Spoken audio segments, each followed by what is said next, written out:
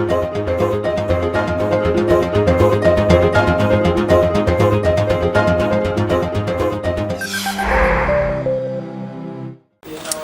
markets in Europe are trading flat at the moment, range-bound, with the UK's FTSE 100 index only down around about 3 points, while the Euro Stoxx 50 index is off just 1 point. In the currency space, the US dollar is the standout winner against rivals. The Nikkei is, not the Nikkei, the yen is softer, and Nikkei is stronger, closing up 1.8% in the Asian session overnight. When it comes to the commodity space, gold is currently trading a little lower, but oil prices are still easing at the moment. Brent is at around about $108 per barrel. Peripheral bond yields are behaving themselves, Italian, Spanish and Portuguese in particular. And when it comes to the core government bond space, gilt and bunds are in favour. Gilts are up around about 15 ticks, and bunds are up about 12 ticks higher. It's very range-bound across the board. Good morning, I'm Ishaq, Siddiqi, and welcome to your daily market bite. I want to give you a quick wrap-up of what's going on in financial markets today. So, of course, today is the big day.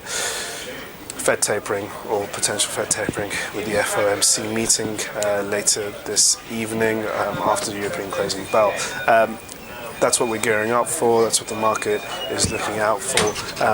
Now, yesterday we had a pretty positive finish on in US markets. The S&P 500 closing up 0.4%. Asian markets were range-bound, apart from the Japanese stock index, which was benefiting on the back of more positive sentiment around economics and the fact that Tokyo is now going to be hosting the Olympics in a couple of years. So, all good news out of the Japanese market. When it comes to Europe, we are extremely hesitant today, and that is because investors don't really want to make any bold moves before the Federal Reserve's policy meeting at around about 6:30 p.m. in the UK or UK time. Now, when it actually comes to the FOMC meeting, it's one of the most eagerly waited, anticipated FOMC meetings that we can remember in the past few years, and that's because there is a strong likelihood that the Fed may initiate the first round of tapering asset purchases. Now, it's priced into the markets. People are expecting somewhere between $5 billion at the low end, so somewhere around about $15 billion to be cut off at the top end. Nothing really beyond that, because the Fed is looking to send out a message. Like I said, it seems like it's priced into some degree, so it's very difficult to quantify what sort of reaction the market's going to have as soon as the Fed does start tapering.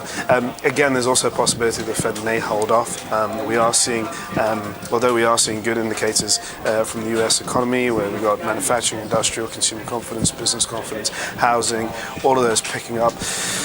The real problem here is that the labour market momentum still remains slow. Jobs generation is not as strong as people want it to be, and the unemployment rate, although it's dipping every month, it's down to 7.3%. It was before at 7.4%. The fact remains that it's still low gear. It's not really where the Fed wants it to be. The Fed actually wants the unemployment rate to get down to around about 6.6, 6.5% before they really feel comfortable about letting go of quantitative easing. But then at the same time, we've got to remember that the Fed has made their intentions clear. The genie's out the bottle. People know about tapering. It's pretty much expected, priced into the cake, or baked into the cake, as they say, however you want to put it. So in that sense, it almost seems like the market's been bullied into thinking that we're going to get some tapering, and we may even get an adverse reaction if the Fed doesn't taper.